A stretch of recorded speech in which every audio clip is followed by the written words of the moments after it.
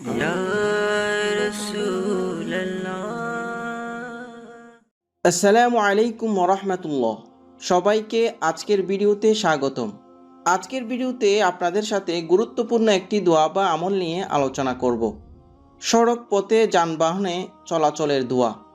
বাহনে চড়ার পর মহানবী সাল্লাল্লাহু আলাইহি ওয়াসাল্লাম যে দোয়া পড়তেন, মানুষের জীবনে ভ্রমণ কিংবা সফর ওতপ্রোতভাবে জড়িত। অন্যান্য গুরুত্বপূর্ণ কাজের মতো এটিও একটি স্বাভাবিক প্রক্রিয়া। সে হিসেবে যানবাহনে আরোহণ করতেই হয়। অবস্থা, সময় ও অর্থ বিবেচনায় বিভিন্ন ধরনের যানবাহন ব্যবহার করতে হয়। কিছু কিছু যানবাহনে ভ্রমণ আদতে ঝুঁকিপূর্ণও হয়, আর সব সময়ের মতো সফরেও নিরাপদ থাকা খুবই গুরুত্বপূর্ণ। তাই রাসূলুল্লাহ সাল্লাল্লাহু আলাইহি ওয়াসাল্লাম ভ্রমণে সব ধরনের নিরাপত্তার জন্য কিছু দোয়া শিখিয়েছেন। বাহনে চড়ার পর মহানবী সাল্লাল্লাহু আলাইহি ওয়াসাল্লাম যে দোয়া পড়তেন, আলহামদুলিল্লাহি সুবহানাল্লাযী সাখখারা লানা হাযা ওয়া মা কুন্না লাহু মুকরিনিন ওয়া ইন্না ইলা রাব্বিনা লামুনকালিবুন।